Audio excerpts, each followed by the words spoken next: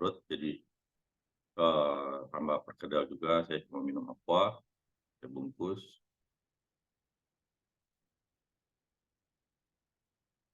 Terus dapat snack. Ini karena saya ngajar di rumah murid, dapat roti, saya makan roti. Udah keburu lapar di rumah murid. Terus malamnya saya makan lagi. Jam 8:30 malam, makan nasi soto kambing. Nasi 2 porsi, itu banyak banget tuh malam itu.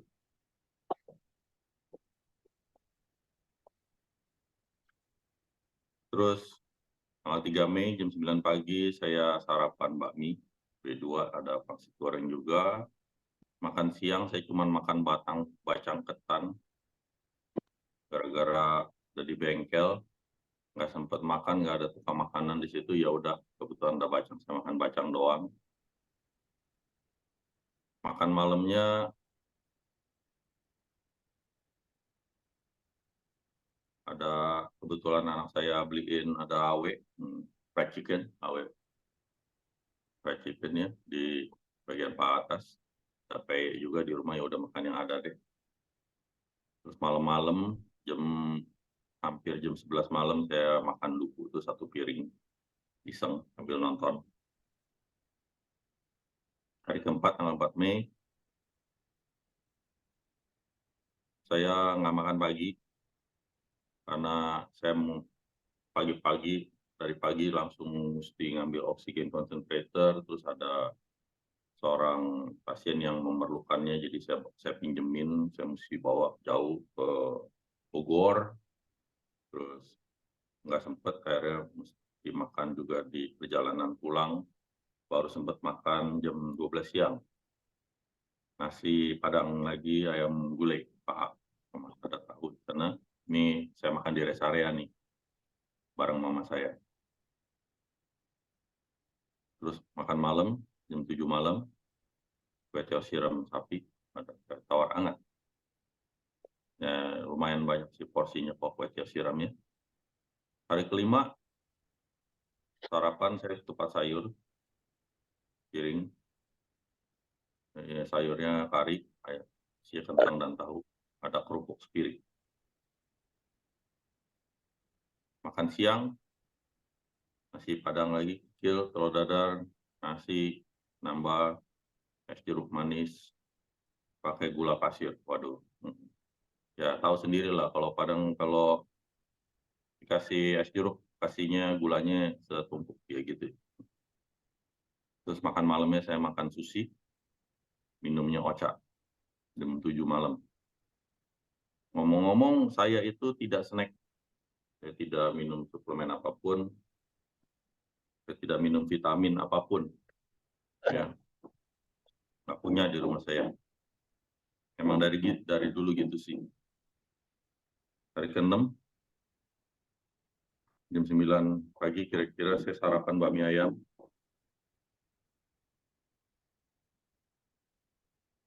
Makan siang 2:30 agak telat. Makan soto tangkar isinya jeroan, kerupuk putih, sama teh tawar hangat.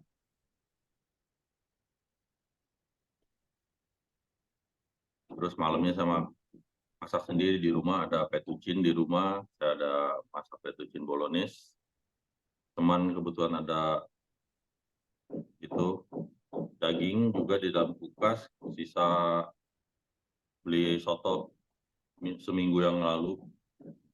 Jadi saya potong-potong sebagai toppingnya aja, isinya usus babat sama paru gitu. Minumnya ada Floridina yang ada di kulkas, jadi saya minum gituan malam-malam, hampir 7:30 malam tuh ya. Hari ke-7. Oh, saya nggak sarapan lagi nih. Oh iya, saya nggak sarapan lagi. Aduh, hidupnya kacau amat ya. Saya langsung makan siang jam 12:30. Nasi Padang isinya daging cincang atau dadar. Terus jam hampir 7:30 malam saya dapat snack. Oh, ini snack di rumah murid nih, ada buah naga sama roti. Terus makan benerannya jam 9 malam. Nasi ada sop ikan. Ini sop ikannya sisa anak saya makan nggak habis, jadi masih lumayan banyak porsinya, jadi saya makan sisanya. 8, sarapan jam 9 pagi kira-kira saya makan kue pekis keju 2 biji. Makan siang masih ada daging cincang yang sisa kemarin, saya makan jam 12. Makan malamnya saya makan martabak telur dan nasi, karena kebetulan ada yang bawain martabak telur ke rumah. Udah saya makan nasi martabak telur aja. Ada abon juga. Oke. Makanan saya rada-rada random ya. Ada liang teh juga dapat dari orang tua murid. Saya makan jam 8:30 lewat.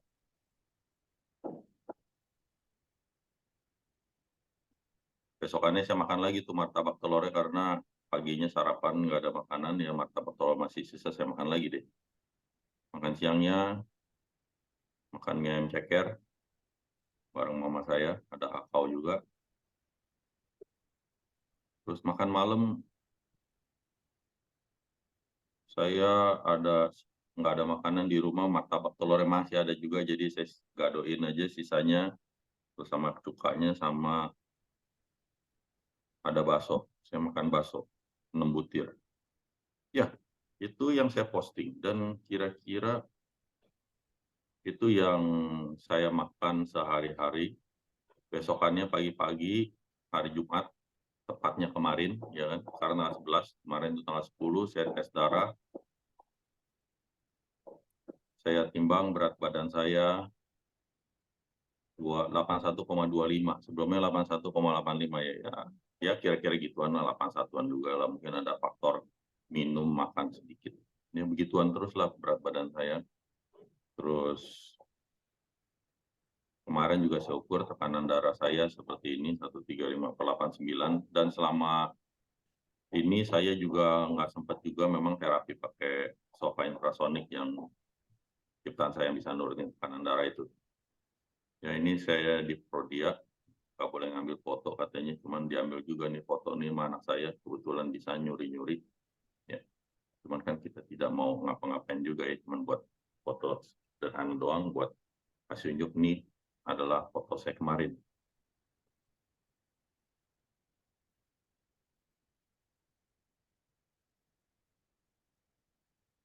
Saya ada hasil tes darah juga sebelumnya, terakhir saya tes darah itu sebelumnya tanggal 30 Oktober 2023. Oke, sebelum saya kasih unjuk hasil tes darah saya kemarin dan hasil tes darah saya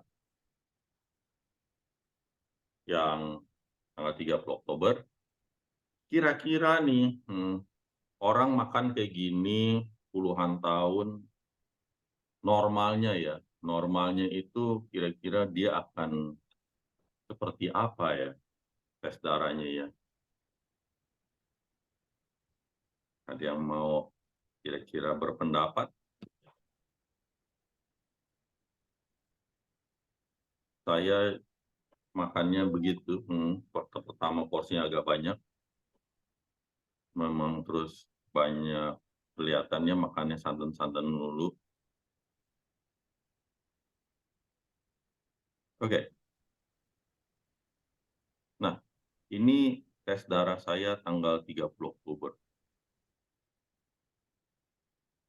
Ini saya gedein ya.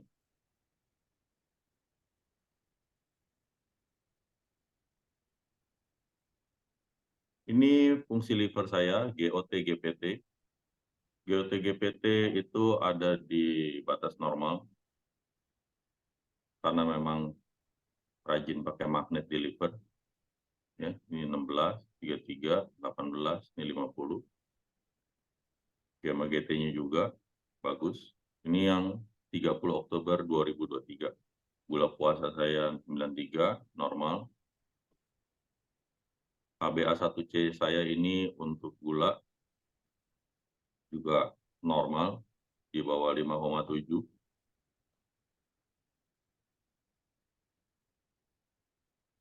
Kolesterol saya, total saya normal, cuman agak mepet ke 200. Nih, seperti itu.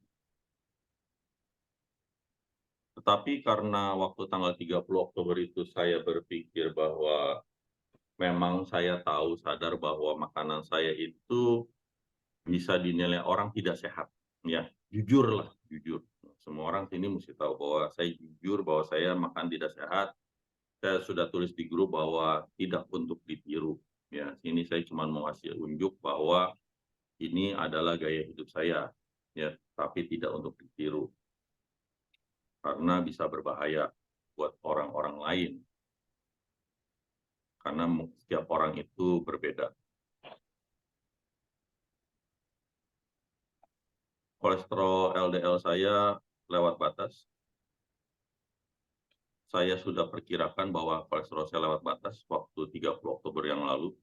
Karena itu, karena saya tahu bahwa makanan saya buruk, saya juga ingin mengetahui sampai seberapa baik saya punya ini tes. Jadi triglyceride saya lewat dikit, 159, 150. Saya pikir ini lewatnya jauh, saya pikir bakalan nyentuh 200, ternyata tidak. Ternyata hanya lewat dikit, tetapi LDL-nya agak lewat lumayan banyak, 30%. Kolesterol HDL saya juga bagus, 48. Nah, karena saya berpikir bahwa saya perlu mengetahui dan saya tahu bahwa LDL saya itu jelek, saya sudah perkirakan. Jadi waktu tanggal 30 Oktober itu saya juga mengecek yang namanya ApoB. Nih, ApoB. ApoB saya ternyata normal.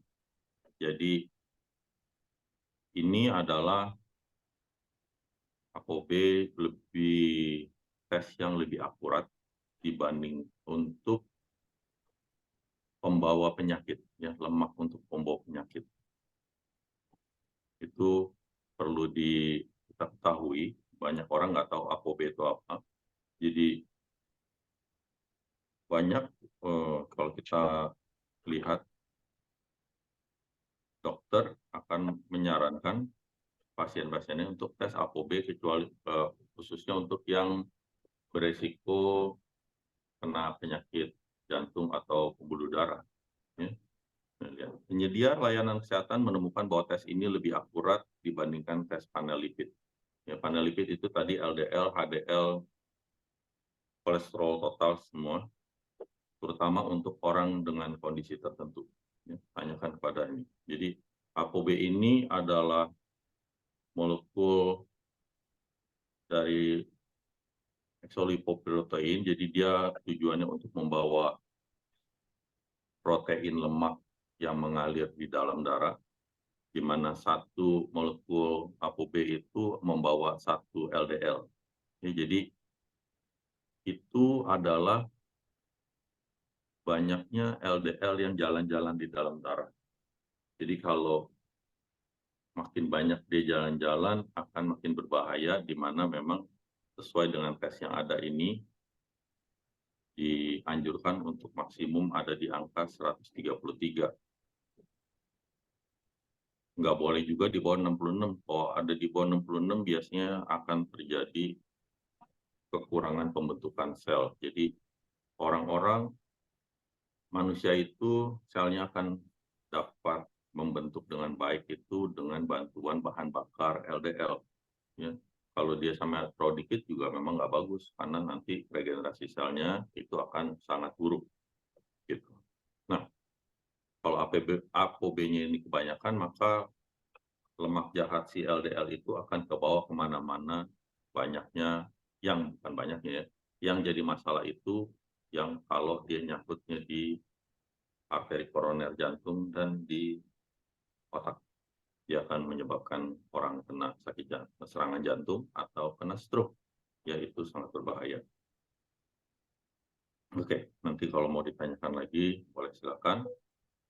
Lalu kreatinin saya juga masih batas normal, EFG-nya seperti itu. Ya ini bergantung dari ada faktor umur juga sih. Berikutnya,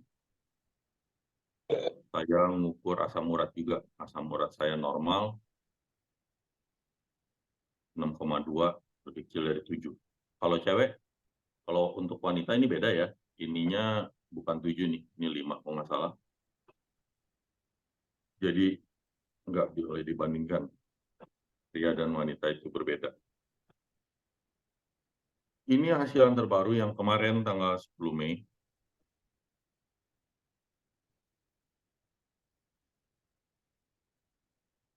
Kolesterol LDL saya naik lagi. Waduh, ini gawat ini. Gawat. 153.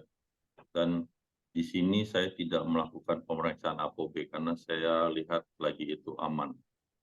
Ya. Dan ini saya harus sudah aware bahwa ternyata makanan saya itu sudah tidak dapat diolah karena terlalu banyak yang berlemak.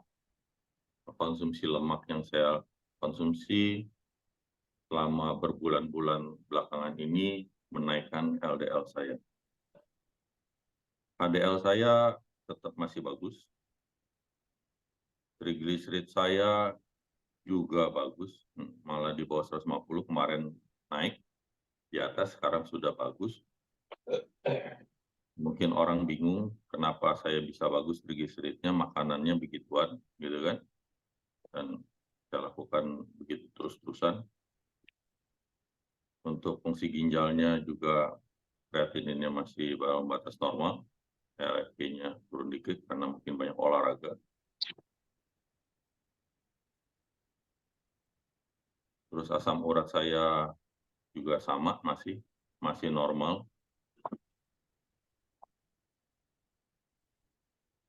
Fungsi liver saya masih juga normal, 17, 16 ya di bawah ini. Glukosa puasa saya 95, si normal, HbA1c saya turun lagi malah normal. Jadi saya masih jauh dari pradiabetes. Kolesterol saya total saya lewat 224. Dan biasanya ada penentu selain kolesterol total ini adalah kolesterol total dibagi sama HDL, itu anjurannya lebih kecil dari 5. Ya. Kalau kolesterol total dibagi HDL-nya itu lebih kecil dari 3,5, ini yang sangat-sangat baik. Gitu. Kalau ini sudah baik. Dan saya, kolesterol total saya lewat, waktu dihitung kolesterol total per HDL saya, itu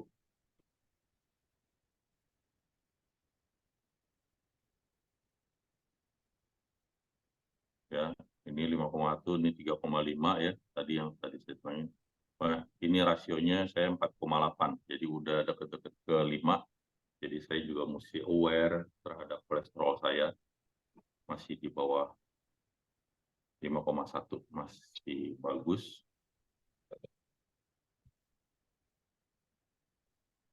Seperti itu. Nah,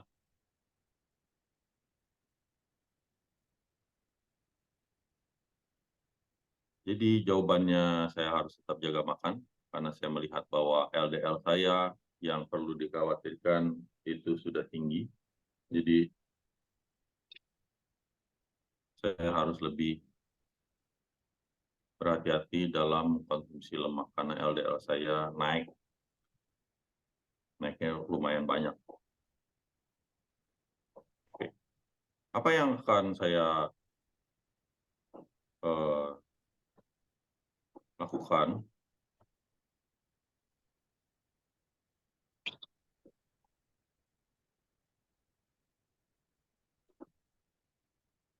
Apa yang akan saya lakukan waktu saya mengetahui bahwa ada rapot merah gitu kan? Hitungannya ini saya memiliki rapot merah yang ada di tes darah saya. Jawabannya saya harus lebih aware lagi, di mana kalau saya tidak bisa aware, jawabannya saya harus minum obat. Itu pilihannya. Jadi banyak orang yang ketakutan obat, saya tidak takut obat. Dan kalau memang saya pikir memerlukan obat, saya akan minum obat dan saya mengajukan orang juga untuk minum obat. Karena resiko untuk tidak mengkonsumsi obat, tetapi gaya hidup tidak berubah, itu akan lebih berbahaya. Kecuali kalau mau cepat mati, nah itu kan beda lain lagi ceritanya, ya gitu. Jadi inilah saya bisa share dalam kehidupan saya bahwa setiap manusia itu memiliki kelemahan, tetapi baik lagi memang setiap orang punya batasan-batasan kekuatan, kemampuan yang berbeda-beda.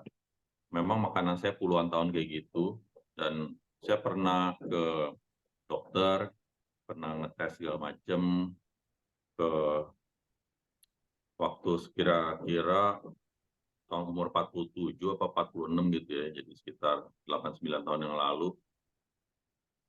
Dia bilang, waduh, Bapak overweight. Ya hitungannya saya overweight ya sedikit ya. Karena saya tinggi, walaupun berat badan 81,5, saya tinggi ya tetap hitungan masih overweight sedikit. Ya. Dia bilang, mesti jaga makan ya. Ya, saya bilang saya jaga makan kok. Saya paling makan Padang nggak tiap hari, ya 20 kali dalam seminggu. Saya bilang, waduh, Bapak makan Padang 20 kali dalam seminggu. Untung masih hidup Pak ya sekarang ya, itulah. Jadi ya, terima kasih, saya bersyukur kalau saya masih bisa hidup sampai sekarang dengan gaya hidup saya yang dilihat orang memang tidak benar gitu ya. Dan saya melihat bahwa teman saya bulan lalu, teman SMA, stroke dan meninggal. Kenapa? Ya jawabannya sederhana. You are what you eat. Dia makan, dia minum tak terkontrol, dia kena stroke dan dia meninggal. Ya jawabannya sumur saya karena teman SMA saya. Terus 2 hari yang lalu teman SMP saya perempuan, kalau yang bulan lalu pria, ya 2 hari lalu wanita teman SMP stroke, dioperasi, ya dia langsung stroke, langsung koma. Jawabannya ya you are what you eat. Dimana orang mau coba menikmati kehidupannya tanpa aware, tanpa sadar bahwa dia harus mengontrol dan harus mengetahui kondisinya, itu akan jadi berbahaya kalau dia nggak tahu. Jadi orang mau makan seperti apa ya boleh, tapi kalau harus berani menanggung resikonya kan gitu. Kalau kita mau menanggung resiko, ya jagalah makanan dengan baik. Ya, memang makanan bukan segalanya, ada faktor-faktor lain juga seperti olahraga dan lain-lain ya. Cuman topik ini kan kita lagi ngomongin makanan ya. Yang pasti makanan akan berpengaruh besar pada saat kita menikmati kehidupan dengan suka-suka ya. Tetapi ya kalau dihitung-hitung dengan banyak teman saya, kalau dengan gaya hidup seperti saya dengar udah ada yang kolesterolnya 300-an lah. Saya aja tuh masih 220 ya. Saya dengar teman-teman kok nggak takut ya, kolesterol tuh 300-an, kolesterol total nggak takut kena jantung, karena stroke gitu ya. Cuman ya kalau yang nggak tahu bahkan ya udah langsung kena stroke, kena jantung ya udah Manik, pasti manik. merinding sana sini gitu kan. Mahal gitu, mahal gitu. Ya.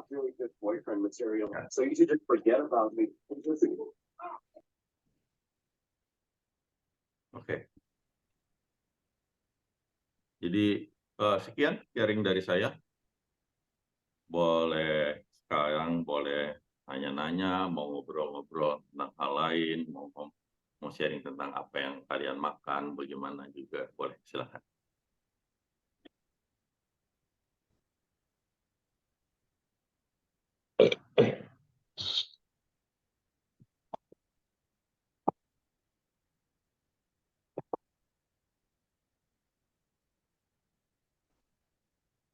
Oke, ada yang mau nanya? Bisa nanya langsung, boleh di chat juga. Jangan lupa speakernya semua masih di mute, jadi kalau mau ngomong, mau nanya, pencet dulu speakernya biar bisa keluar suaranya ya.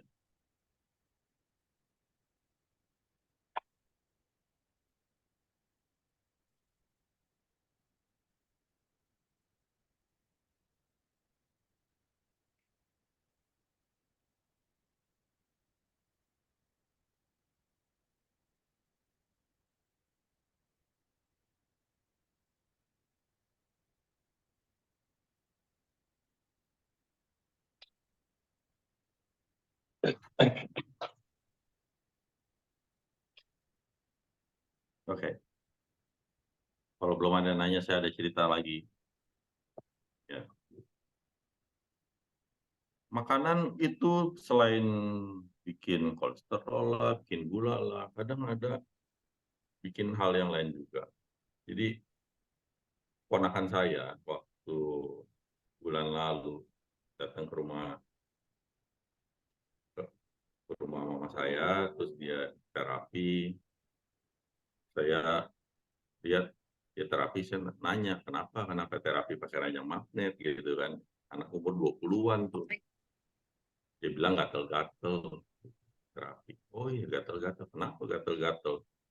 Nggak tahu. Terus ngapain aja sekarang untuk mengatasi gatel-gatelnya? Dia bilang ya minum obat dokter.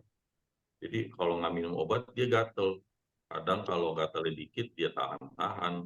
Kalau dia gatelnya nggak tahan dia diminum obat deh. Gitu, obat alergi. Terus saya interogasi bla bla bla bla. Terus waduh saya bilang ini kamu itu alergi makanan. Saya bilang kalau kamu alergi makanan kamu itu mesti eh, tahu kamu alerginya apaan gitu kan. Nah jadi eh, enggak, kayaknya saya enggak alergi makanan om gitu, makanannya biasa aja gitu kan. Nah saya bilang kamu alergi makanan umum gitu. Jadi coba dicek makanan umum apa yang kamu biasa makan. Pilihannya adalah kamu bisa keluarkan uang, saya akhirnya telepon orang tuanya. Saudara saya itu papanya mamanya saya teleponin suruh ngecek alergi. Pilihannya ada dua cek alergi. Pertama adalah ke lab, ya perlu keluarin uang jutaan untuk ngetes. Dia ada satu per jalur ya, ada 4 atau 5 jalur gitu ya, satu jalurnya bisa 2 jutaan begitu. Atau kita cek secara manual. Jadi kalau kalian mau murah, ceklah secara manual, saya bilang. Dia suka apa? Dia suka makan apa? Coklat. Oke, jadi minggu ini jangan makan coklat, jangan minum obat. Kalau gatel, artinya dia alergi bukan alergi coklat gitu. Jadi minum aja obat alerginya. Nanti habis itu tes lagi yang lain, kacang. Dia suka makan kacang. Nah, jangan makan kacang ya. Jadi kalau ternyata kalau dia nggak makan kacang nggak gatel, ya udah. Jadi obat alergi kan nggak usah minum. Yang penting jangan makan kacang kan gitu. Terus lagi jenis makanan-makanan yang lainnya. Dan termasuk salah satunya nasi. Dan akhirnya ketemulah dia alergi nasi. Dia kasihan sekali deh. Orang Indonesia nggak boleh makan nasi. Padahal mau kemana-mana ketemunya nasi. Mesti dipecat kali dia jadi orang Indonesia itu. Ya, jadi ya, itu mungkin sebagai suatu pelajaran di mana kadang kita nggak sadar bahwa ada makanan yang begitu sederhananya yang dimakan semua orang ternyata kita nggak bisa gitu. Ya, jadi eh, kalau misalnya sekarang saya kolesterolnya naik, ya jawabannya saya harus menjaga diri dalam mengkonsumsi hal yang kolesterolnya tinggi karena akan menaikkan LDL saya. LDL saya udah naik tuh. Walaupun saya sudah jaga dengan baik, ya udah bukan dengan baik sih maksudnya. Uh, dengan teknologi-teknologi yang saya ciptakan ya gitu kan, ya, jadi tetap aja saya ada yang namanya batasan lah, batasan kekuatan manusia dalam mengatasi dan ini kan efek dari penuaan. Jadi kolesterol naik itu sebenarnya adalah efek dari penuaan di mana tubuh kita tidak dapat mengolah makanan dengan benar. Ya itu yang harus kita aware bahwa di bagian mana tubuh kita itu kalah. Pada saat itu kita kalah ya kita harus mawas diri deh. Gitu. Mungkin orang masih lihat, waduh saya makan kayak gitu mungkin asam urat saya udah bakalan melonjak tinggi gitu kan. Wah yang lain udah merah semua ya, nggak terlalu banyak juga sih yang merah sih. LDL-nya aja sih yang Yang lainnya masih hitungannya normal-normal aja. Cuman tetap aja ada yang kalah di dalam diri saya dengan bergaya hidup puluhan tahun seperti itu. Tetapi untuk orang yang alergi, hanya dengan makan sedikit pun dia akan jadi merah gitu kan. Itu yang harus lebih perlu diwaspadai. Oke. Ya, silakan kalau ada yang mau sharing, ada yang mau nanya, mau apa, boleh. Mau tentang topik makanan, mau nanya tentang hal yang lain juga silakan.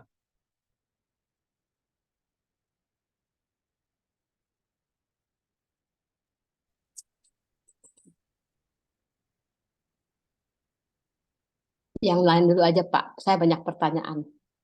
Oh, ya nggak apa-apa. Cicil aja dulu. Oke. Satu, dua Eh, pertanyaan. Oh, ya, ah, kalau untuk orang yang banyak ngerokok taruh di mana, Pak? oke. Nah,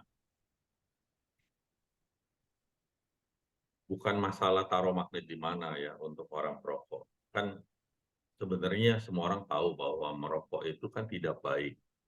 Ya, jadi ada baiknya mengurangi atau memberhentikan sepenuhnya itu jauh lebih baik.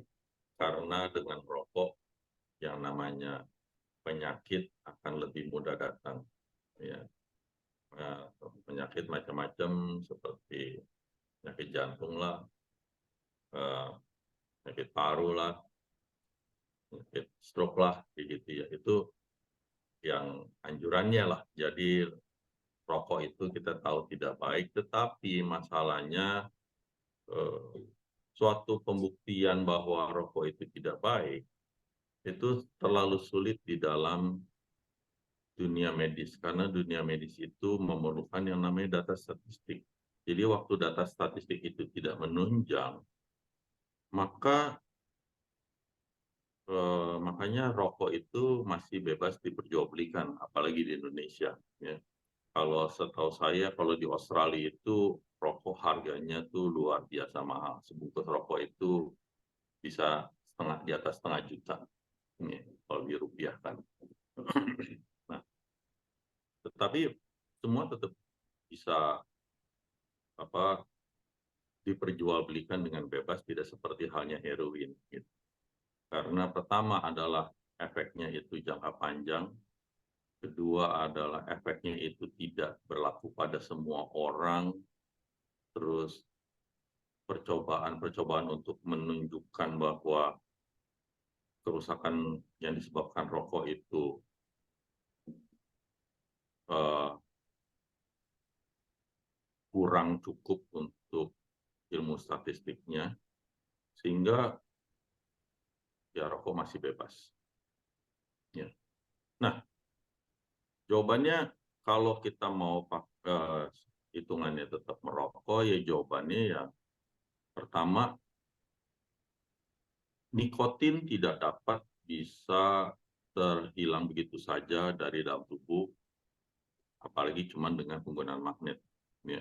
Itu otomatis karena nikotin itu adalah suatu zat kimia yang larut dalam darah, jadi dia harus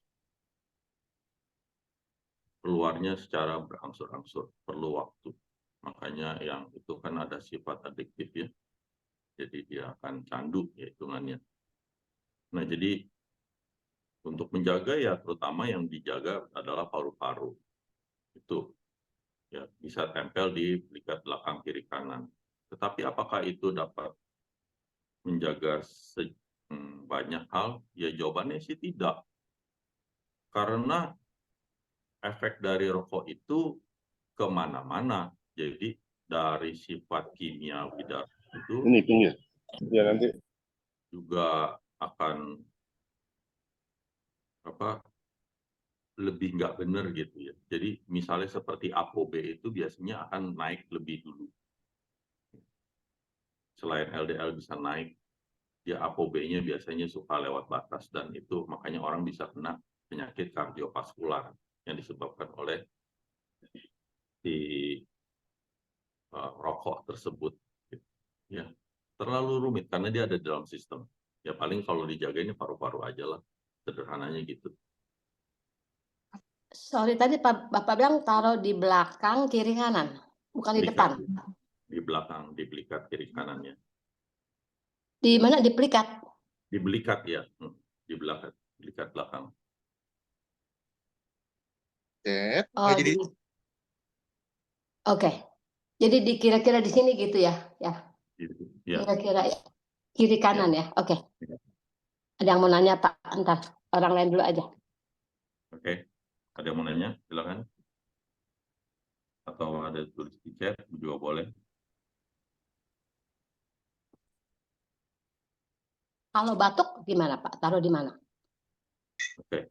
Kalau batuk sederhananya bisa kita taruh leher aja ya, kalau biar Oh, lebih Om. nyaman. Halo, halo, halo. Ya, ya silakan Pak Bun. Selamat pagi. Selamat pagi Pak Bun. Saya Bu Nadi, orang tua, senang sekali dapat kabar gembira ini ya. Ada pengetahuan tambahan. Ya, Ini Bapak dokter ya, saya bukan dokter Pak. tapi Bapak ahli ahli ngerti semua. Ini Bapak tadi kasih contoh kesehatan yang memang buruk sekali ya. Cara makan Bapak tuh kan jelek sekali begitu ya. Tapi Bapak masih bisa hebat mempertahankan kesehatan Bapak. Jadi kalau Bapak sekarang mungkin akan memberikan tahu pada kami bagaimana makan yang jangan seperti Bapak tapi sehat begitu. Ya, yang kedua apa? Saya mau minta tolong sedikit Pak ya, bantuan Pak. Saya kurang ngerti. Itu bedanya lemak sama triglycerid itu apa Pak? Oke. Ya, jadi konsepnya adalah semua zat kimia di dalam tubuh kita itu berguna. Jadi semua ada fungsinya masing-masing. Ya. Iya. Ya. Untuk orang awam, yang sederhananya adalah kita periksa saja ke lab dan apakah ada dalam batasan normal, aman. Ya. Iya. Kalau mau tahu, itu tinggal di Google. Ya. Nah, dia akan lupa juga apa per masing-masing karena fungsi per zat kimia itu bukan hanya satu fungsinya, gitu ya. Ya, Iya. jadi yang penting tugas kita itu adalah menjaga. Gitu. Jadi kalau ada yang sampai lewat batas, ada yang bermasalah, kita harus jaga lagi dengan baik dan kita harus tahu cara ngatasinnya. Itu sih sederhananya ya. Iya, iya. Tapi yang namanya triglycerid, yang namanya Lemak LDL, LDL, LDL, bedanya tuh Pak. itu semuanya adalah lemak semua, Pak. Ya. Iya, bedanya apa Pak? Dengan fungsi berbeda-beda ya. Nah, jadi nih saya LDL itu adalah untuk pembentukan sel. Kita lihat. Halo? Oke, nih kita lihat misalnya fungsi LDL. Saya coba share screen ya.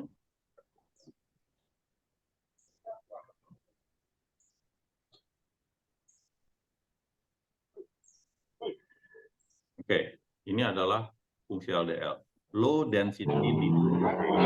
Yes. Tujuannya membawa kolesterol dan fosfolipid ke berbagai jaringan untuk sintesa pembukaan sel. Ya. Betul Ini Pak. LDL. Jadi LDL itu memang disebut lemak jahat. Lemak jahat tapi diperlukan ya Pak. Ya, kalau kebanyakan, tetapi kalau kedikitan dia jadi masalah berbahaya juga, gitu. Karena dia memang diperlukan untuk membentuk membran sel, gitu ya. Iya, iya, iya. Melapisi semua dinding-dinding Pak ya. Betul. Melapisi dinding-dinding semua supaya kuat ya Pak ya, bisa mencegah ya Pak ya. Ini kalau kebanyakan kan berbahaya. Sekarang itu yang selanjutnya Pak, silakan Pak. HDL itu adalah kolesterol untuk membersihkan kelebihan kolesterol yang berbahaya tujuannya. HDL. HDL tuh ya. Jadi HDL kalau pembersih, betul. Orang kejang betul namanya kolesterol baik ya Pak ya. betul ya, tujuannya seperti itu. Ada juga namanya triglycerid. Nah itu apa tuh Pak? Ya, triglycerid itu adalah energi cadangan. Jadi kalau misalnya kalau kita ke daerah dingin, ya, kalau kita ke daerah dingin, justru mungkin malah lebih baik kalau kita punya triglycerid itu tinggi. Karena kalau kita lagi kehabisan tenaga, kita kecapean, gula darah kita lagi rendah, Ya, nanti tubuh akan dapat memproses trigliserid ini untuk memberikan energi buat tubuh kita gitu. Jadi ini orang akan bisa lebih tahan dingin gitu. iya, ya. Jadi triglycerid itu jadi karena nggak cadangan, Pak ya. Iya, tetapi masalahnya kalau cadangannya kebanyakan, kan jadi memenuhi tempat. Nah, kalau tempatnya kepenuhan itu ntar jadi repot. Nanti mau ditaruh di mana? Kalau tempatnya naruhnya di tempat yang salah, kan Ya, jadi bermasalah begitu.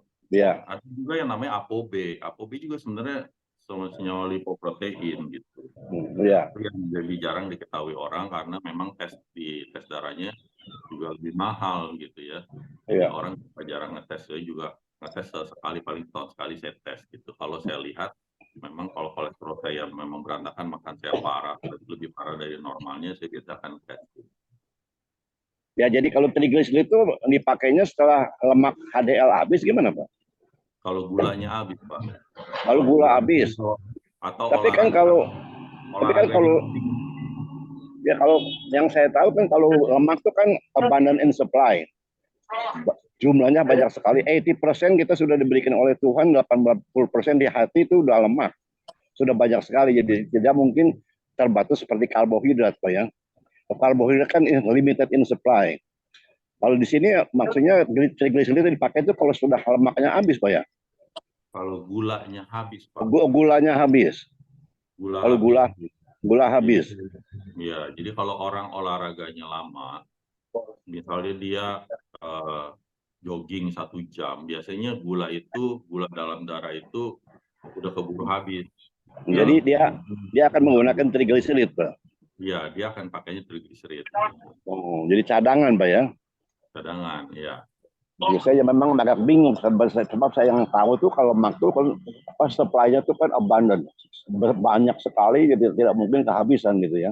Tapi tetap akan habis gulanya ya.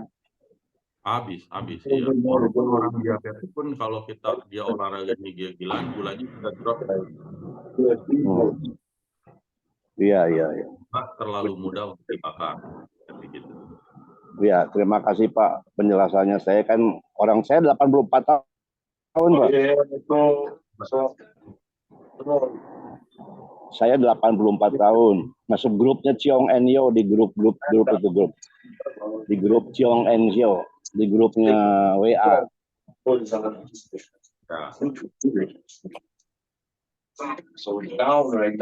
Sehat selalu Pak Bun. Ya, terima kasih Pak Daniel. Kalau bisa ketemu kan lebih banyak bicara, saya bisa banyak belajar. Ya. Saya masih melatih tenis. Wah, hebat. Saya melatih tenis based on sport science, jadi saya menggunakan nutrisi juga ini, begitu. Ya, terima kasih Pak Daniel. Pak Daniel tinggal di mana nih? Jakarta Barat. Baik, terima kasih Pak Daniel ya. Terima kasih. Assalamualaikum. Ya, waalaikumsalam. I was thinking maybe I should go through all those sushi and drink some food. They have something too.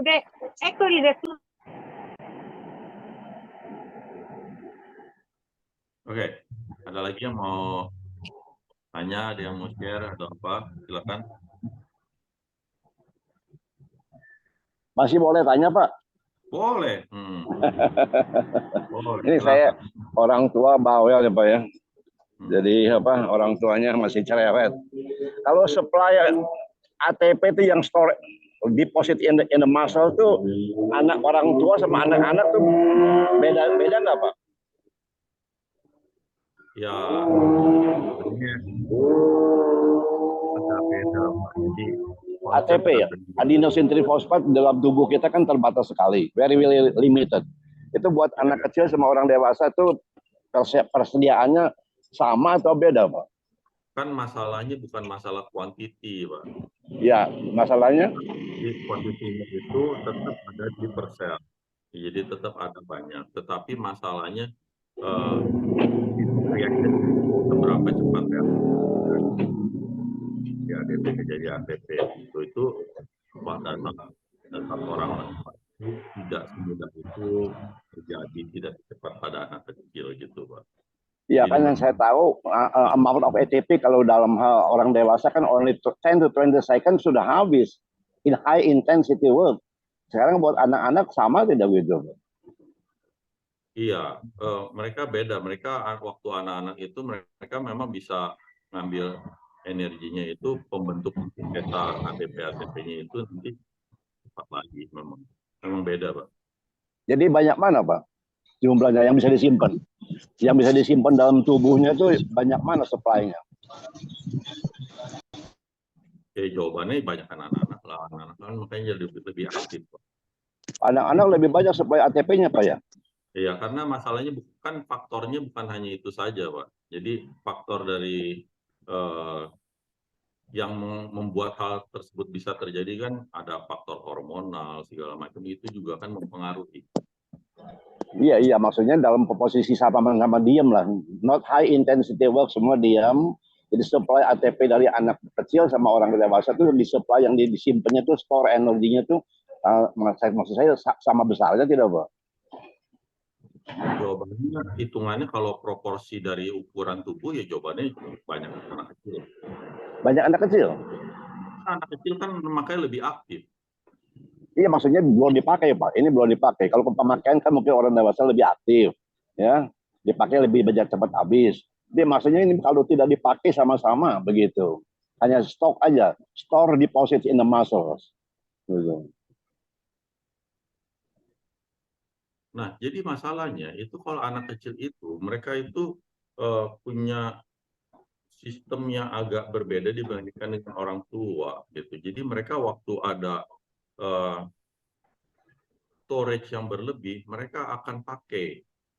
Dan makanya mereka waktu kalau disuruh diam itu nggak bisa, ya memang harus gitu untuk pertumbuhan selnya gitu kan, karena mereka harus melakukan pergerakan gitu.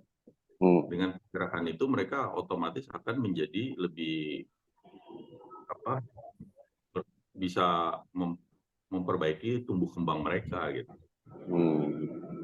Oke Pak, terima kasih Pak penjelasannya Pak. Jadi saya tambah wawasan terus Pak ya. Terima kasih. Sama-sama. Oke, silakan. Ada lagi? Maaf Pak, adanya APOB artinya apa ya? OB itu multilipoprotein juga, tetapi yang tugasnya itu membawa LDL. Jadi disebut LDL sama HDL. LDL itu low density. Jadi dia tuh kalau HDL tuh high density. Jadi kalau ditaruh dalam suatu tabung, HDL ada di bawah, LDL ada di atas gitu. Jadi makanya yang namanya sel dan lemak di otak kita itu lebih memerlukan LDL, dan kita tahu otak kita kan isinya lemak kan. Nah itu yang diperlukan LDL, dan yang bisa nyampe ke atas kepala juga di LDL gitu. Kalau kita kurang LDL juga nanti suplai di otak kita lemaknya juga kurang gitu. Karena nggak bisa ke atas, kalau HDL tuh nggak bisa ke atas gitu. Dan memang baik lagi waktu kalau LDL kebanyakan dia nyangkutnya di atas, tugas dari HDL untuk membersihkan lemak itu jadi bermasalah karena HDL-nya nggak bisa naik ke atas. Sedangkan kalau ApoB itu adalah yang ngebawa LDL. Jadi LDL itu ada yang statik, ada yang dinamik gitu. Yang dinamik itu yang dibawa oleh ApoB-nya. Jadi kalau selama LDL itu tidak dinamik, dia nggak akan banyak membuat gangguan pada tubuh. Makanya kita kalau ukur ApoB, kita tahu seberapa banyak LDL kita yang jalan-jalan. Kalau kebanyakan, wah bahaya, bisa nyangkut kemana-mana gitu. Karena kebanyakan yang jalan-jalan gitu. Oke, makasih Pak. Kalau belangkon Pak, itu yang kata bakal topi yang ada magnetnya, belangkon ya namanya. Ya, Itu boleh taruh di bagasi ya di pesawat, tapi taruhnya di bagasi bukan di yang di teng bagasi, boleh nggak? oke. Jadi gini, sebenarnya peraturan penerbangan itu orang itu nggak boleh bawa magnet sih. Ya, nggak boleh bawa magnet. Tetapi peraturan itu nggak jelas sampai ke magnetnya nggak boleh dibawa, gitu kan. Pertama, kalau magnet itu beneran nggak boleh dibawa di penerbangan secara 100%, artinya nggak ada orang di ini yang boleh bawa handphone nanti. Kan di handphone kita juga ada magnetnya, kan gitu kan. Nah, jadi baik lagi sebenarnya magnet dengan karakter yang tidak taruh di navigasi boleh digunakan gitu. Konsep itu seperti itu, Bu. Jadi nggak masalah kalau kita ngomong belangkon. Teman baik lagi lewat pemeriksaannya seperti apa, seberapa ketat gitu. Yang pasti sebenarnya dia tidak akan mempengaruhi sistem navigasi pesawat karena itu magnetnya terlalu kecil gitu. Ya.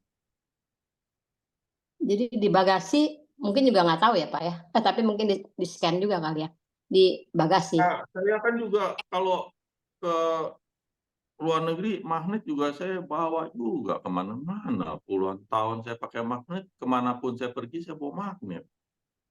Taruhnya di mana? Ada yang saya taruh bagasi, ada yang saya taruh di backpack. Misalnya kalau saya taruh bagasi, biasanya saya tempel aja di koper. Koper itu kan biasanya gagangnya kan, gagang tarikannya di sebelah dalam itu kan besi, tempel-tempelin di situ. Tumpukin baju, lewat-lewat aja. Jadi belangkon nggak apa-apa ya, cuma 6 kan itunya ya, Iya, magnetnya cuma 6 kan? Ya, oke. betul. Ya. Betul. Ya, makasih Pak. Makasih.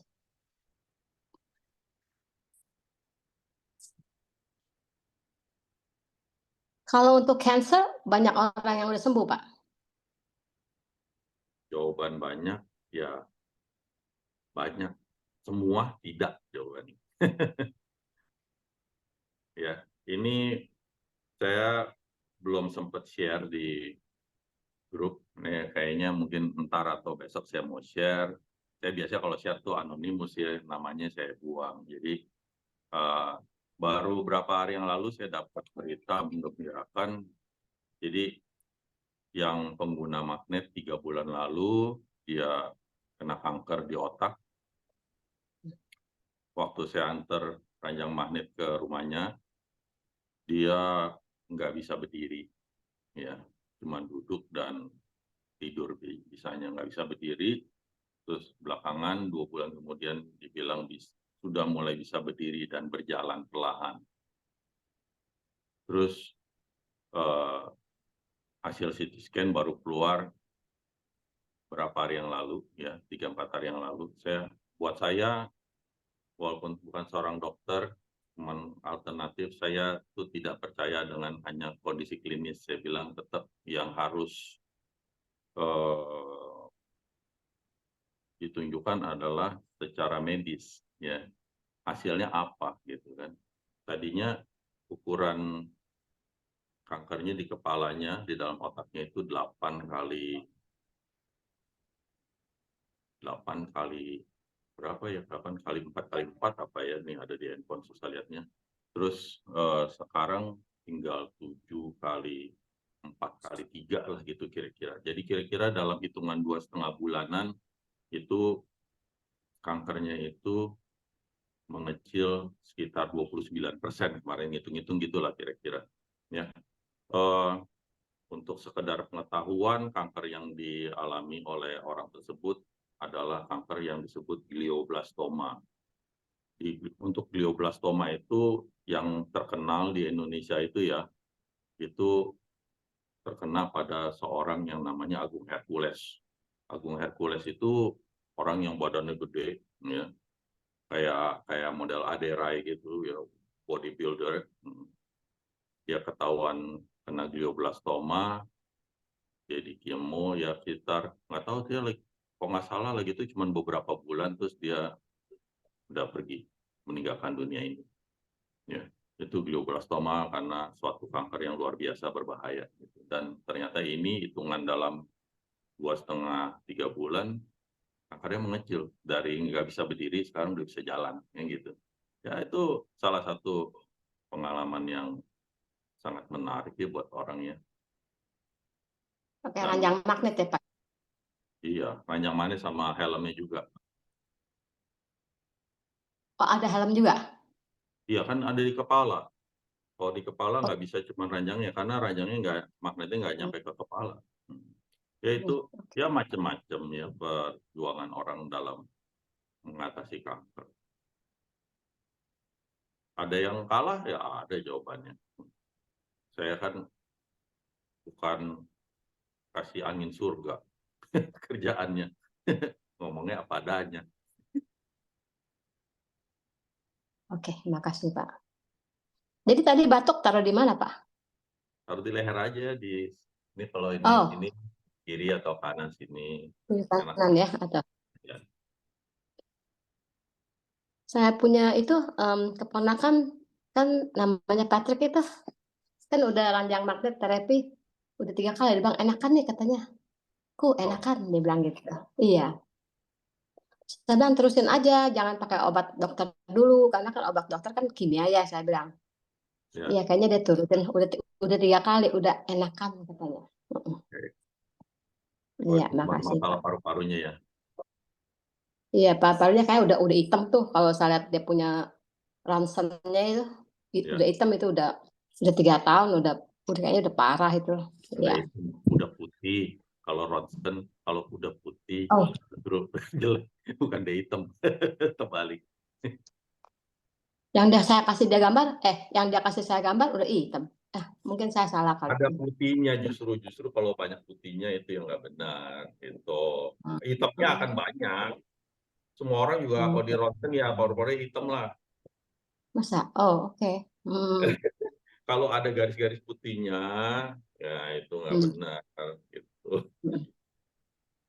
Kalau nggak bisa jongkok gimana Pak? Nggak bisa jongkok, ya nggak tahu dari pinggul apa dari dengkul. Kalau dengkul ya tempelin di dengkulnya lah.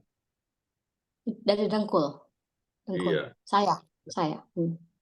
ya tempelin di Kalau dengkulnya dengkul. 2 atau 4 biji gitu kan.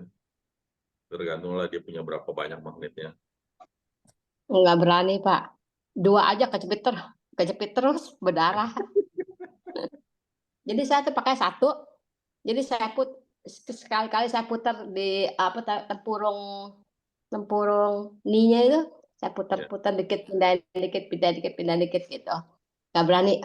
Sering kejepit. Iya. Iya. Oke. Mungkin makan waktu udah lama, udah 3 tahun. Jadi tuh baiknya lama gitu kali ya. Ya. Pak kalau phlegm gimana Pak? Phlegm. Kan kalau udah sakit kan suka ada phlegm gitu. Ini saya baru sakit ceritanya. Ya. Fever. Ya paling taruh di TM2-nya turunan dikit lah. Yang biasa kan taruh TM2 di sini turunan dikit lah biar kena di bronkinya biasanya bronkinya yang nyangkut di situ ya.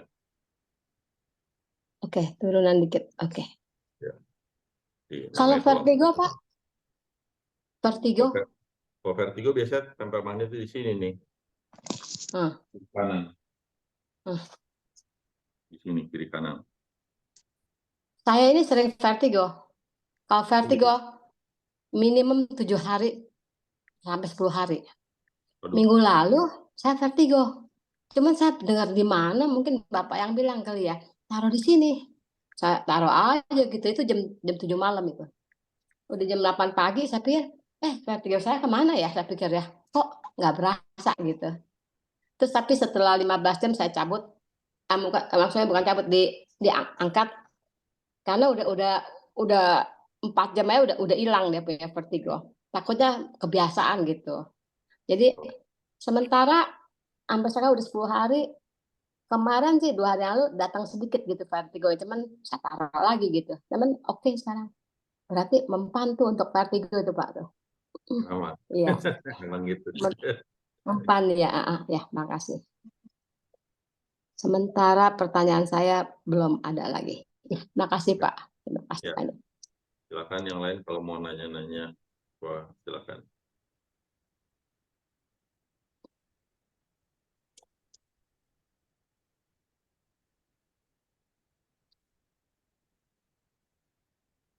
Ini Kalau nggak Fani, ada, saya nanya lagi. Oke. Fani, ini Fani ada di sini. Fani adanya kabarnya gimana nih Fani nih? Nggak ada kabarnya nih. Nanti suruh WA saya Fani. Kabarnya gimana gitu? Terakhir.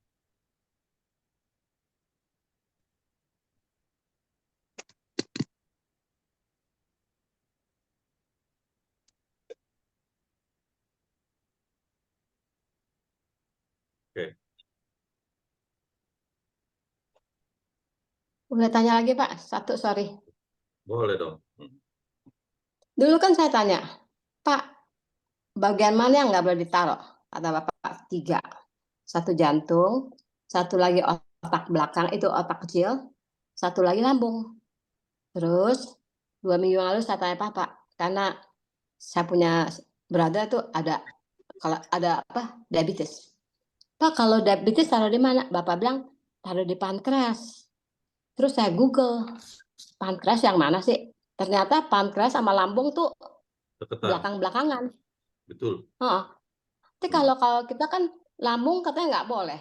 Kalau kita kirain pankreas atau lambung gimana? Iya, jadi pankreas itu kan sebenarnya agak belakangan dari lambung, tapi dia di bagian sebelah atasnya.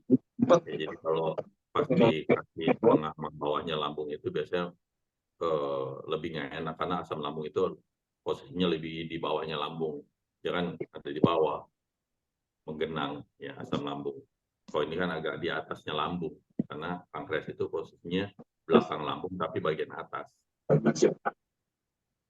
Jadi mesti taruh di mana? Ya Pak, kalau di pankreas ya nggak apa-apa, dekat-dekat lambung ya nggak masalah. Jadi di bawah dekat apa tuh? Dekat jantung gitu ya? Iya, Sama bawaan dikit. betul iya.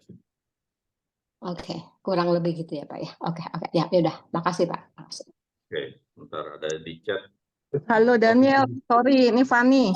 Oh iya Fani, ya gimana? Sorry, tadi delay. Saya mau share yang mengenai adik saya. Ya, Ya, sebelumnya thank you so much ya, udah dibantu beberapa advice-nya untuk adik saya. Saat ini kondisi adik saya mas better. Jadi waktu pertama kali ketemu Daniel kan lesu gitu ya, fisiknya Iya. juga katanya loyo gitu. Nah, Iya, dia kan udah beberapa kali terapi ranjang magnet. ya, Walaupun itu nggak seminggu sekali, jadi tergantung kesibukan dia ya. At least minimal seminggu 2 atau 3 kali dia terapi, ditambah dengan latihan pernafasan Wim Hof yang Daniel ajarkan. Itu betul. dia tiap hari, malam hari, terutama malam hari ya. Jadi udah relax kondisinya dia Wim Hof. Sekarang ini saya lihat, saya ketemu dia terakhir minggu lalu, segar loh mukanya. Jadi unbelievable banget gitu loh, dengan baru beberapa kali terapi magnet, ditambah latihan Wim Hof, fisiknya tuh segar gitu loh. Batuknya juga berkurang. Sebelumnya kan batuk-batuk kan? Betul. Batuk-batuk Yang kan bisa napas. menekan ke paru-parunya. Ya kan? Sekarang batuknya hilang sama sekali. Wis. Wow. Gitu. Itu aja kesaksiannya. Oke, thank you. Terutama Wim Hof itu benar-benar membantu. Yes, memang saya tahu untuk kondisi seperti itu memang cepat sekali. Oke, thank you. Share-nya. Soalnya nggak dapat kabar, saya bingung udah berapa minggu nggak dapat kabar dari dia, gimana nih ceritanya. Tapi minggu lalu ketemu saya juga kaget loh, kok segar sekarang gitu, batuk-batuknya juga udah nggak ada lagi gitu. Iya kan pilihannya kalau orang nggak ada kabar ke saya, pilihannya better or worse masalahnya Fani. Makanya kan saya mau tanya, kalau dia worse kan nanti udah dia ke dokter udah dioperasi kali-kali. Gitu.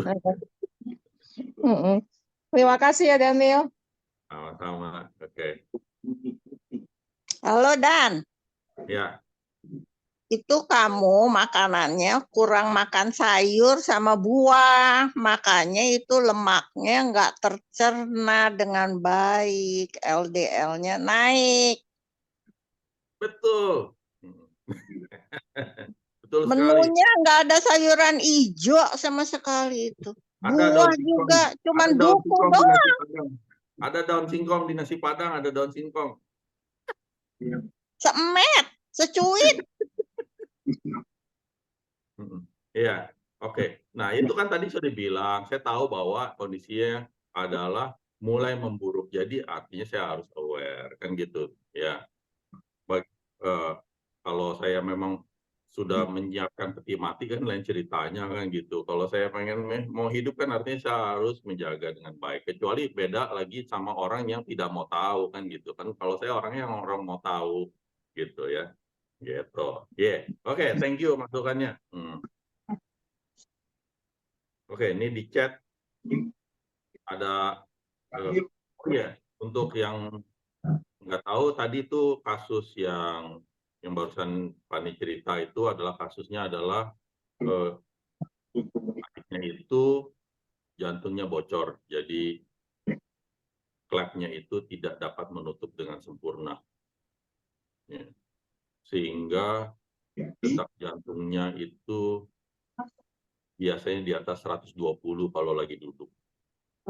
Ya, jadi kalau orang detak jantung 120 itu orangnya teler, terus oksigen tidak masuk ke paru-paru karena dia rembes terus hitungannya karena nggak mau nutup jantungnya, sehingga orangnya batuk-batuk terus dan orangnya teler karena kekurangan oksigen darahnya, saturasinya juga selalu itu mepet-mepet di 95, 94 begitu. Atau depo 94 itu bahaya gitu kan, nggak kurang oksigen gitu. Akhirnya saya ajarin dia untuk terapi magnet dan sama latihan pernapasan Wim Hof untuk dapat mengatur detak jantung, karena dengan latihan itu jantung bisa diturunkan secara sadar. Padahal kalau orang manusia biasa detak jantung ya udah jantung kita berdetak begitu saja gitu kan, kita nggak bisa naik nggak bisa turunin. Tetapi dengan latihan pernapasan Wim Hof itu yang saya ajarkan, dia bisa mengatur, bisa menurunkan detak jantungnya gitu. Itu kira-kira share seperti itu ya buat orang yang mau belajar nonton sendiri di YouTube. Oke. Kalau di chat ada yang nanya kalau kuping kanan berdenging tempel magnet di mana dan ukuran berapa? Dan kadang daerah sekitar kuping kalau disentuh juga sakit. Kira-kira kenapa? Oke. Kalau kuping berdenging ini jawabannya susah. Ya, banyak orang yang tidak berhasil walaupun tempel magnet. Tapi kalau mau dicoba silakan tempel magnet pakai magnet ukuran yang 20 kali 2, tempel di depan sini, depan kuping sama di belakangnya sini, belakang daun telinga. Ya, jadi tempel 2 magnet itu yang ukuran 20 kali 2, tempelnya sepanjang hari. Semoga mengurangi atau menghilangkan, cuman nggak tahu. Ada yang banyak yang nggak berhasil karena pengaruhnya ada yang dari sudah berapa lama dia mengalami gangguan tersebut juga ya, atau seberapa rusak yang membuat dia itu berdenging. Ya, itu jadi ada faktor-faktor lainnya juga yang mempengaruhi. Terus pertanyaan berikutnya, kadang daerah sekitar kuping kalau disentuh juga sakit. Kira-kira kenapa? Jawabannya mohon maaf, saya tidak tahu karena kuping yang disentuh sebagai mana saya juga nggak tahu juga. Ya, kalau pakai grapo bisa atau enggak, jawabannya belum pernah ada yang pakai grapo untuk kasus telinga berdenging. Jadi kalau memang kasus telinga berdenging ini disebabkan oleh saraf yang bermasalah sehingga telinga tersebut berdenging, jawabannya pakai grapo, jawabannya mestinya bisa. Gitu. Ya cukup sewa 1 bulan, karena kalau memang karena cuma telinga berdenging dari saraf, dalam 1 bulan kalau dia memang hilang dengingnya, dia akan permanen akan hilang terus gitu. Oke.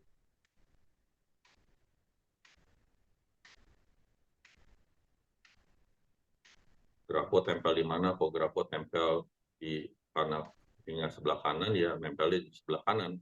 Ya di pundaknya boleh, atau di punggungnya. nggak harus di kupingnya, ntar nggak bisa dengar kalau kupingnya ditutup sama grafo ya. Grafo nggak harus tempel di tempat yang sakit, yang penting daerah saraf yang sebelah mana yang kita kena. Jadi misalnya saraf yang ke kuping kan banyak juga dari daerah tulang leher, jadi kita bisa tempel di belakang leher sini gitu.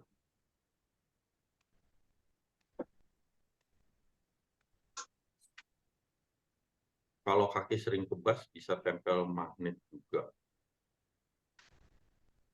Ya, bisa di leher, di bahu, betul. Ini kaki kebasnya kenapa ya, gara-garanya saya bingung nih pertanyaannya nih. Jadi kalau kaki kebas itu karena saraf kejepit, ya jawabannya tempel di tulang belakang.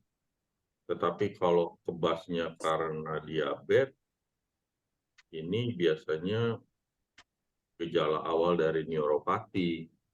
Jadi mesti terapi pakai renyah magnet selain TM yang standar gitu. Karena ini kebas itu udah nggak tahu nih, penyebabnya bisa macam-macam nih. Tetapi kalau kebas misalnya karena kreatinin tinggi, kakinya kebas karena kreatinin yang nggak mau, fungsi ginjalnya kurang baik, masalah juga nih, nggak tahu, mesti dicari dulu nih apa nih penyebabnya gitu. Jadi bagaimana caranya saya nggak bisa jawab, karena mesti tahu dulu permasalahan awalnya apa gitu.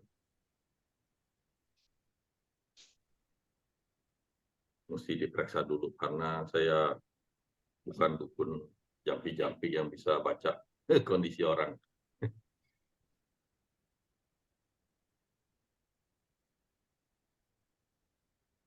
Mananya Pak, grafo itu jadi seperti magnet. Bukan, grafo itu adalah alat elektronik kecil dikit dari handphone, ada kabelnya ujungnya ada jalpet buat ditempel. Oke. Itu Oke, lebih canggih dari magnet.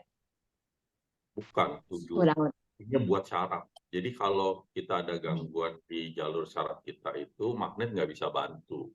Magnet itu mainnya di darah, bukan di saraf. Gitu. Jadi untuk di saraf itu saya bikin grafo. Gitu. Oh, Oke, makasih. kebasnya itu mungkin karena gula tinggi. Oke, pertama adalah jawabannya kalau karena diabetes, harus kontrol diabetesnya, minum obat diabetes dengan baik, konsumsi makanan juga harus teratur. Terus kalau kebas di kaki, boleh coba ditempelkan dulu di daerah punggung kakinya, di betisnya, perlu mungkin jadi mungkin perlu 4-5 biji lah magnet ditempelin. Kalau memang dalam hitungan 2-3 minggu tidak ada perubahan sama sekali, ya artinya neuropatinya sudah lebih parah.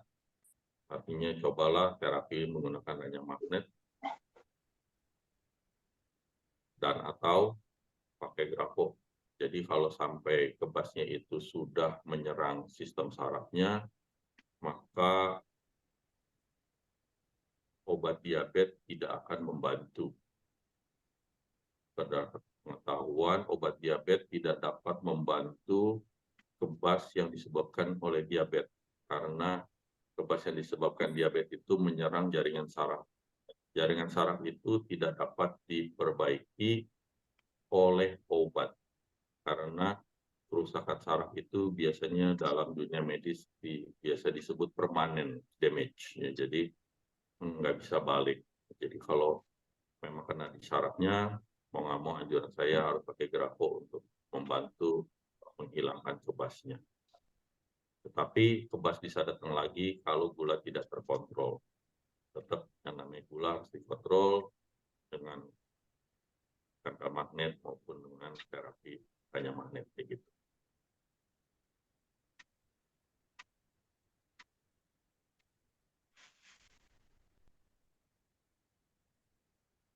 Karena kalau kebas yang untuk dari diabetes, pokoknya mama saya itu pakai dan memang sangat-sangat membantu pakai Grafo. Ya, gulanya aja sudah terkontrol, tetapi kena juga ujung-ujungnya. Ya, kalau kadang-kadang suka kram ya sama, itu biasanya kena saraf tuh. Jadi jawabannya pakai magnet yang banyak. Kiranya magnet pakai Grafo lah. Kalau ini memang udah masalah di syarafnya ini. Ini kemungkinan besar syarafnya udah masalah ini. Karena ada kram, ada kebas. Ya, gulanya mesti dikontrol. Ya buat orang yang takut minum obat, tolong jangan takut minum obat. Kalau memang solusi lain tidak dimiliki, gitu ya. Obat itu membantu kok. Walaupun obat ada efek sampingnya sedikit banyak, tetapi kalau nggak minum obat, efek yang disebabkan oleh penyakit kita akan jauh lebih berbahaya. Ya. Kebas apa ya Pak ya? Kebas itu 6. Oh, Still 6 oke. on your fingers or something. Makasih Pak. Ya.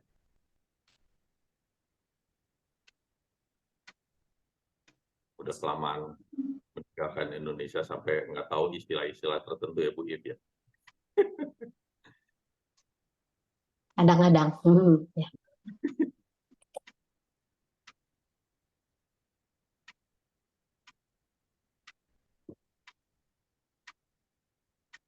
Oke, di chat ada nanya apa fungsi cuka apel, apakah bagus buat kesehatan? Jawabannya pernah ada yang nanya tentang hal-hal seperti ini. Jawabannya adalah saya bukan herbalis. Saya tidak memberikan komen banyak mengenai terapi herbal. Karena pertama saya tidak mendalaminya dan saya tidak pernah menggunakan apapun yang berhubungan dengan herbal. Jadi saya menjaga kesehatan saya dengan teknologi. Ya, jadi saya bukan bilang bahwa herbal itu buruk atau gimana, tetapi saya tidak. Jadi ada hal-hal tetap yang namanya di dalam dunia kesehatan itu hitungannya manusia itu masih blur karena semua orang di dunia ini mati, gitu ya. Jadi kalau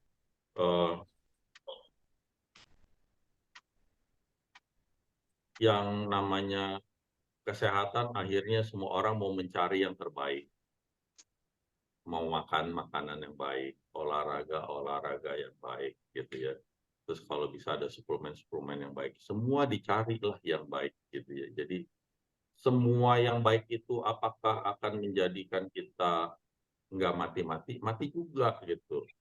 Ya, jadi baik lagi, ya lakukanlah sesuatu hal untuk memperbaiki tubuh kita dan menjaga tubuh kita. Jadi misalnya, saya nggak tahu ini orang yang jualan cuka apel itu bilang gunanya buat apa. Misalnya, oh makan cuka apel bisa buat diabetes. Itu adalah kalau menurut saya pikiran yang sederhana. Oh manis dikalahin sama asam. Atau kalau ada juga ngomong oh manis harus dikaliin sama pahit kayak gitu kan. Itu adalah pikiran yang simple ya. Cuman memang alasannya bisa aja salah. Tetapi kalau memang ternyata dia bisa memperbaiki sistem tubuh, jawabannya sebenarnya bukan begitu cara kerjanya, tetapi tubuh kita bekerja secara berbeda sehingga kita dapat menormalisasi kondisi kesehatan yang nggak bagus gitu. Ya. Tetapi baik lagi banyak hal itu semua ada timernya.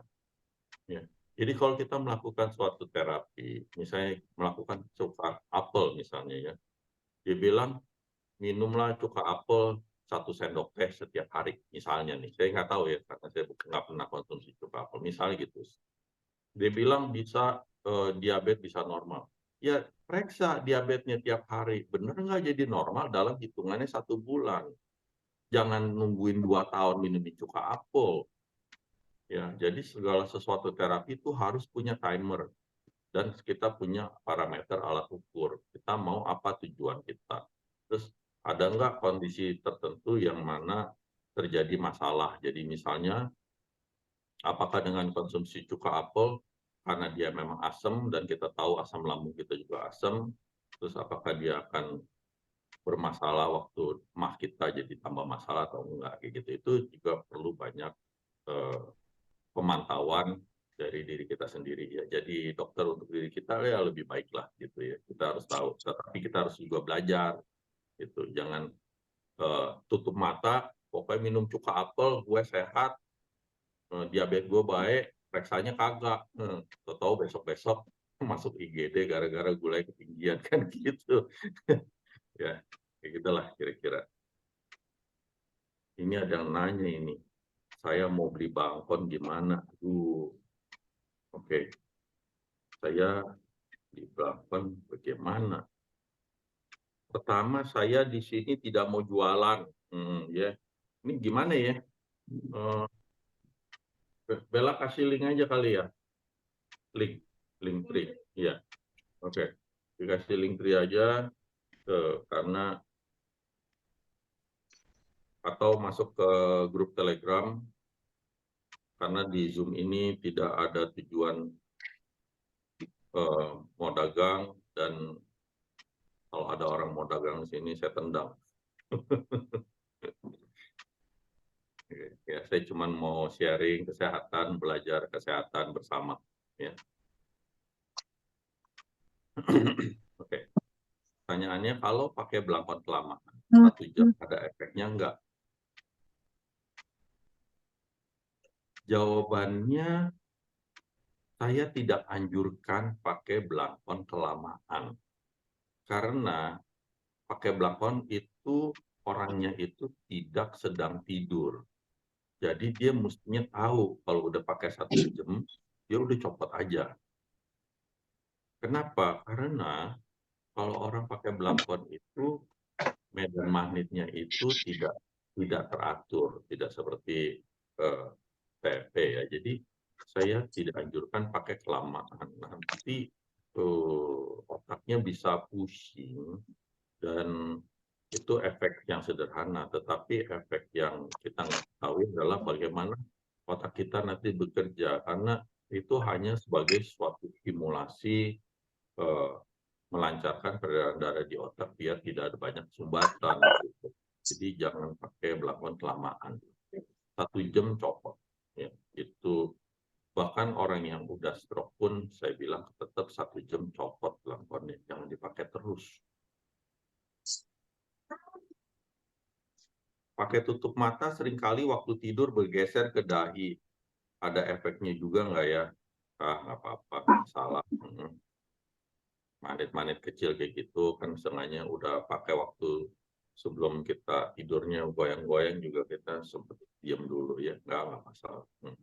Itu tetap berguna kok. Oke, ada lagi yang tanya, kalau tidurnya larut malam jam 12 ke atas, apa TM masih efektif digunakan? Oke, jawabannya TM itu bukan masalah jam pakainya jam berapa, tetapi berapa lama kita pakainya. Jadi, kalau saya sampai saat ini tidur 8 jam sehari.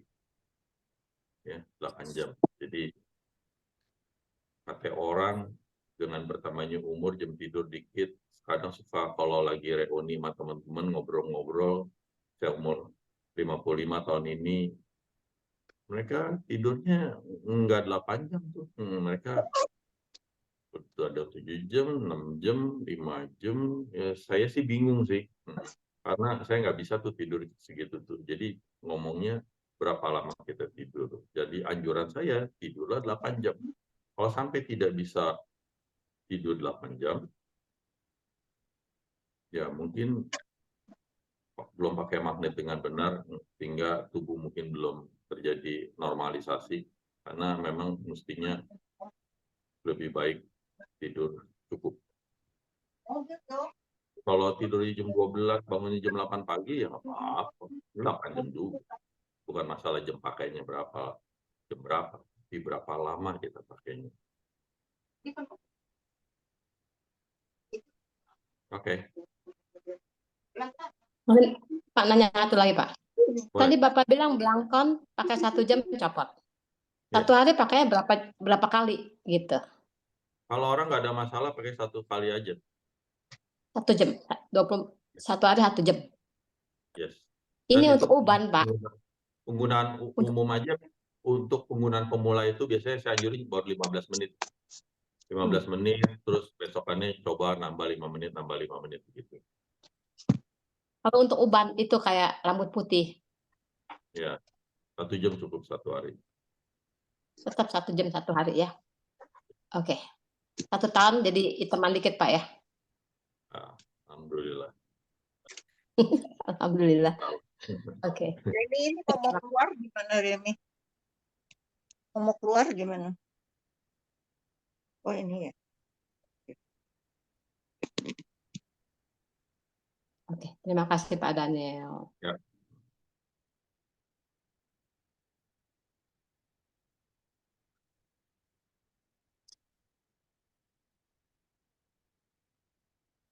Oke. Ada lagi? Ya, chat ya. Untuk yang diabetes, minta pencerahan lagi cara pakai magnet, letak dan jumlahnya. Oke. Untuk diabetes, jadi diabetes itu kan ada taraf-tarafnya. Salah satunya adalah HbA1c-nya, ya. Jadi kalau HbA1c-nya itu udah ketinggian banget, jawaban saya harus terapi pakai ranjang magnet. Kalau sama gula darah tiap harinya terkontrol, sampai seberapa terkontrolnya. Walaupun memang nggak bakal menjadi normal kan, karena udah keburu diabetes ya. Lalu pakai magnet ya tetap yang namanya TM123 yang standar, lalu pakai magnet di pankreas di sini ya, di jantung bawah dikit. Itu adalah 4 magnet yang selalu harus digunakan setiap malam, gitu ya. Blankon mau pakai pagi, malam boleh, kapan aja. Dipecah 30 menit aja kalau mau pakai pagi dan malam. Gitu. Ya.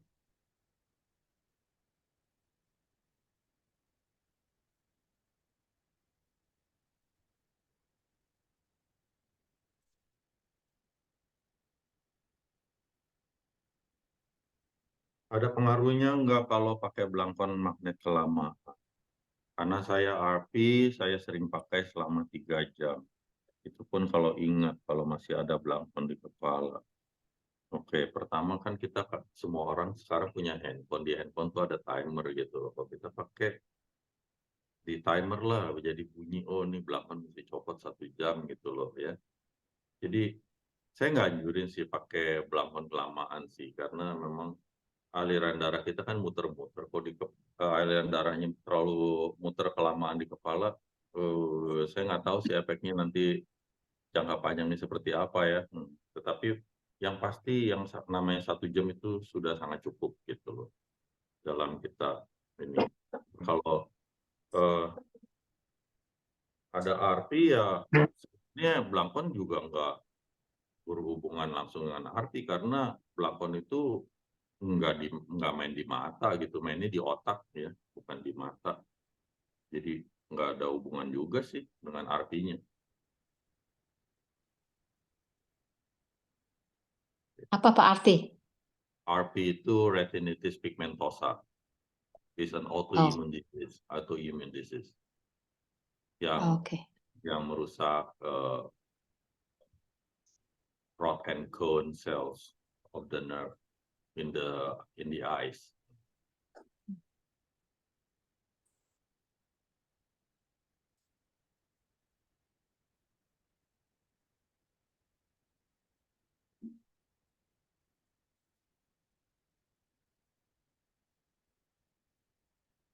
Ya, penyakit di dunia ini sebanyak sekali. Jadi ya maklum lah. Kadang-kadang saya kalau ada orang ketemu nyebut nama penyakit yang saya baru pernah dengar, ya mau nggak mau saya Google dulu deh. Udah bingung, nggak pernah dengar. Ada ribuan Hmm.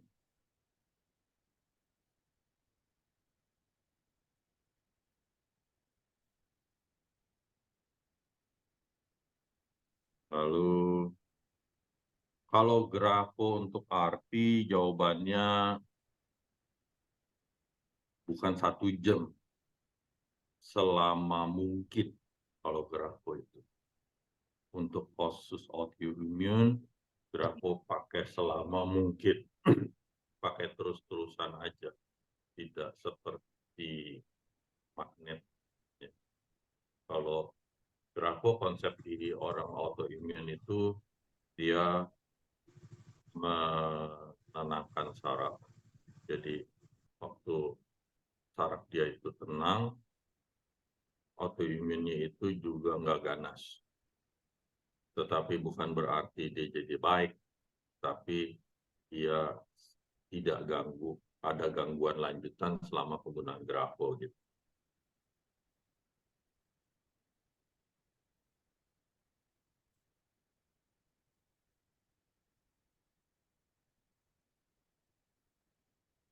Oke.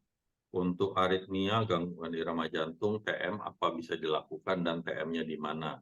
Jawabannya untuk aritmia tidak dapat menggunakan magnet karena aritmia itu adalah gangguan kelistrikan di jantung. Sehingga itu magnet itu mengeluarkan medan magnet tidak dapat mempengaruhi jalur kelistrikan di tubuh manusia. Jadi untuk aritmia, anjuran saya pakai grafo, bukan pakai magnet. Nggak akan membantu sama sekali penggunaan magnet pada kasus aritmia. Oke. Nah, oke, ada chat lagi. Daniel, saya sudah coba 3 anjing saya pakai magnet di lehernya hampir 1 bulan. Terlihat lebih segar dan lincah. Pohon sudah saya coba lagi diamati baru 1 bulan juga. Lucu juga ini. Ini udah dicobain ke anjing dan ke pohon ya. Memang sekedar share, memang banyak para pengguna magnet ini nyoba ke macam-macam, termasuk ke hewan peliharaan dan tumbuhan peliharaan, dan memang terlihat hasilnya. Ada yang pernah bikin percobaan tuh di grup WA, pohon sama 2 kiri kanan, terus yang satu dikasih magnet atau enggak, yang dikasih magnet dalam waktu yang sama udah berapa bulan gitu ya. Yang ini udah ada 5 daun, yang ini baru 2 atau 3 gitu, salah gitu. Ya, banyak deh orang-orang suka bikin percobaan macam-macam. Tapi untuk hewan peliharaan memang banyak membantu. Ada yang bikin percobaan, hamsternya lagi itu udah pengen mati, ditaruh magnet di kandangnya, hidup lagi, segar. Terus setelah berapa bulan dicabut magnetnya, mau tahu apa yang terjadi. 2 hari kemudian mati hamsternya. Seperti dicabut aliran kehidupannya, magnetnya dicabut, mati hamsternya. Saya punya burung Pak sakit. Nah, Biasa kan nyemplok gitu ya. Sekarang dia udah dibawa, dalam hati saya, wah ini udah tanda-tanda nih. Karena saya pernah punya burung dulu, udah nyemploknya di tanah gitu. Saya taruhin magnet aja di kandang kiri sama mana gitu. Hidup lagi tuh sampai sekarang udah 3 bulan kali. Iya. Iya, memang gitu. Karena hitungannya itu magnet yang biasa kita pakai 25 kali 5 untuk hewan, jadi kayak luar biasa besar. Kan hewan kecil ukuran badannya. Terus kita kasih magnet yang kita pakai, hitungannya jadi kayak dapat magnet raksasa. Nah kalau dia sehat-sehat, kita perlu kasih magnet nggak? Saya juga punya hamster juga sih. Jadi kan konsep dari magnet ini kan, dari yang teori saya itu bukan untuk orang sakit, Karena menurut teori yang di buku saya itu, bumi ini tidak menyediakan medan magnet yang seperti dahulu kala, gitu. Makanya jadilah kehidupan yang seperti ini yang kita lihat.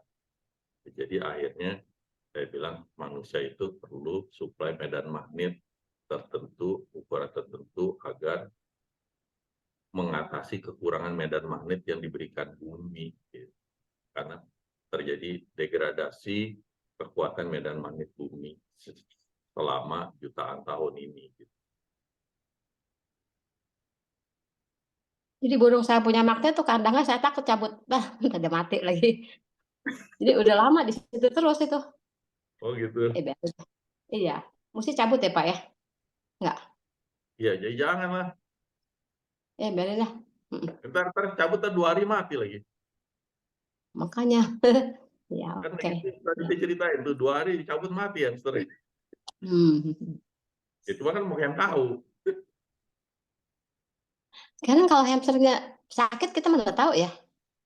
Nggak tahu memang. Saya punya hamster juga. Kalau dia biasanya kalau ada lingkarannya itu dia udah nggak mau lari di lingkarannya. Salah satu itunya, contohnya.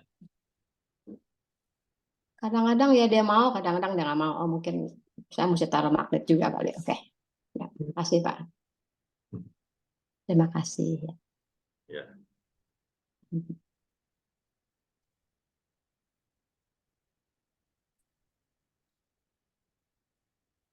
Kalau untuk katarak bisa pakai magnet nggak? Nempelnya di mana? Jawabannya tidak bisa. Karena katarak itu kita sudah bicarakan tentang mengenai mata waktu 2 minggu lalu, bahwa Suara aku keluar nggak? masalah di Kangen lensa. dong. Lensanya sudah terjadi pengerasan, terjadi reaksi kimia yang irreversible. Gitu ya. Jadi katarak tidak, udah terbentuk kataraknya tidak bisa. Tetapi kalau kita pelihara mata kita dengan baik, ya kita nggak katarak. Ya seperti mama saya itu tadi ngomong umur 79 tahun ini ya nggak katarak. Papa saya katarak dari umur berapa tuh? 50 berapa gitu udah operasi katarak gitu ya. Jadi jawabannya nggak bisa kalau udah keburu katarak. Operasi aja.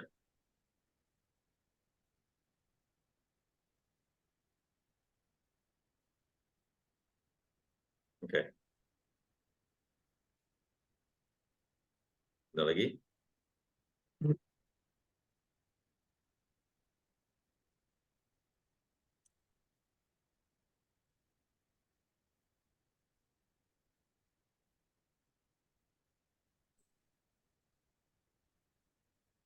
Masih ada? Kalau nggak ada, kita tutup Zoom-nya. Kita ketemu lagi 2 minggu yang akan datang dengan tema nanti dipikirkan. Nanti saya biasa suka minta masukan dari anggota grup juga sih mau bahas tentang apa.